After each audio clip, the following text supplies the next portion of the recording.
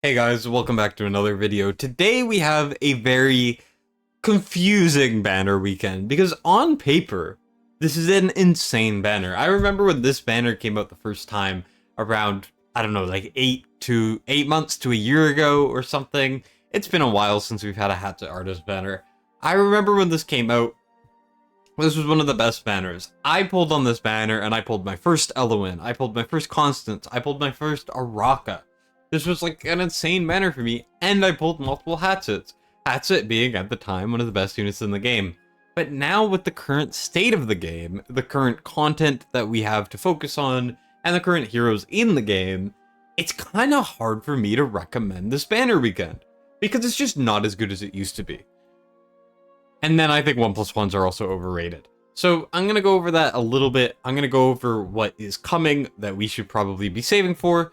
I'm just going to say right now, this is probably a skip for everyone, except for maybe early game players, but I'll get into that in a second. So starting off, 2x events, I think unless you are in your first month of playing, these are a skip no matter what.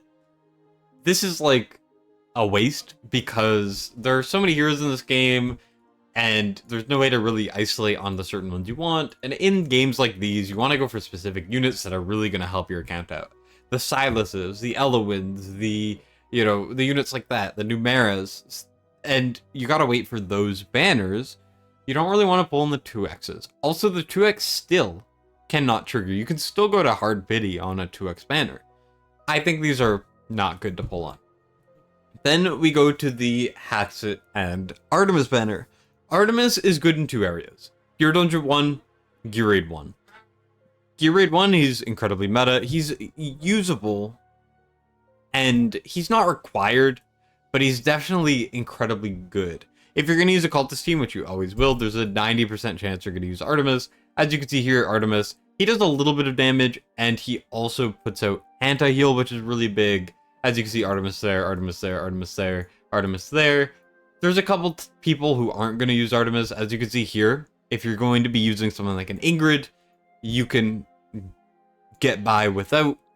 This guy, didn't use Artemis, and this guy didn't use Artemis. He's not required, but he's definitely good.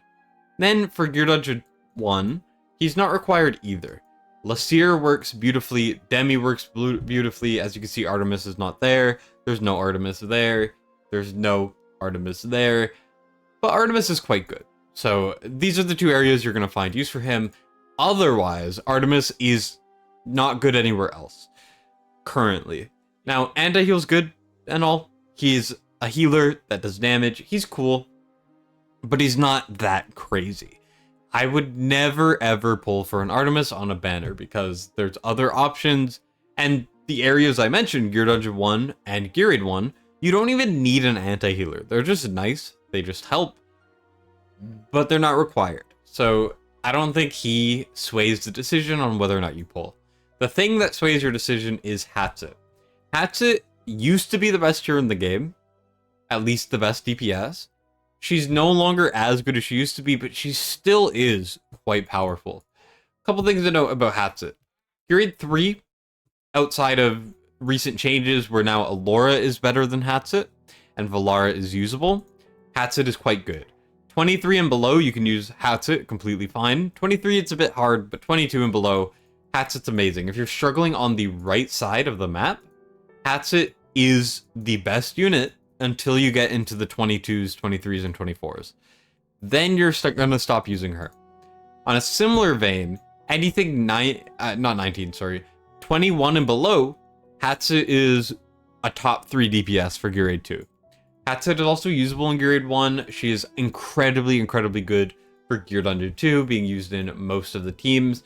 We may get more Gear Dungeon stages in the future, so she might still remain pretty good here. But as you can see, not every team is using her. No Hatssut, no Hatssut, no Hatssut. She's not required, right? And then when it comes to boss content, she's a little bit lacking. The other area where she's really strong is GVG. Now, GVG, Nightmare teams aren't the best at high level. There are certainly some teams. Let me try to find one. Jeez, I can't find a Nightmare team on our side. As you can tell, there's not a lot of Nightmare teams. And the ones that we do have, We're not even using Hatssut. But for the average player, you're going to get a lot of use out of Hatssut teams. Here we have a Hatssut team right there. Hatssut's quite good in GVG as well. And this is only one map. She's probably going to be useful in the future. Arena, she sometimes has usage in anti-air, but currently this is the team that's dominating, so if you don't have this, you're going to struggle. Hatssut's quite good. And the thing about Hatssut is she's probably the best early game DPS. If you're going through campaign, if you're going through the gear aids, if you're going through everything like that, Hatssut's going to have so much value for you. So for this banner, what I say is, if you don't have Hatssut, then it's not a bad pull. But especially if you're in your first month or two, or maybe even 3 months, if you can somehow secure a Hatssut, that's what you're going to want to do. Otherwise, I think we skip this. And it's for one reason, which is units coming very soon, aka next week. But I'll go over that after this. 1+1, the only time I would pull on this is if you're above like a 130 into pity. Then you can pull on it, because you're going to get 2 Legos. The thing is, I think 1+1s are incredibly overrated. I think that people really shouldn't pull on them as much as they should. They're really fun, but I see a lot more garbage being pulled than good things off of 1+1s. And then we get to the main reason why I'm telling you guys to save, which is these guys. So Erling Shen and Neja. Neja, not a limited. Neja's probably going to be very good. I don't know if I'm pronouncing it right. It doesn't matter. He is probably going to be quite good. Okay, he's a fighter, has multiple weapons from what we've heard, has debuffs and all of that. And from what I'm hearing, probably will do a lot of damage. I mean, this is kind of a Chinese mythology figure, and if we know anything about like Wukong and stuff, we know that these have to be revolutionary heroes, or at least very strong. So that is enough for me to say that this is probably going to be an S tier hero, or close to it, and is a must pull. Erling Shen's going to be an Ancients. There's no Ancient banner this weekend, so it doesn't really matter. I think that this is a much more important thing to save for, especially if you have Hatssut already. And for all we know, the unit accompanied with Neja might also be really strong, right? This is like a unit and a good unit versus a most likely incredibly powerful unit and something that may also be pretty good. We're not sure yet.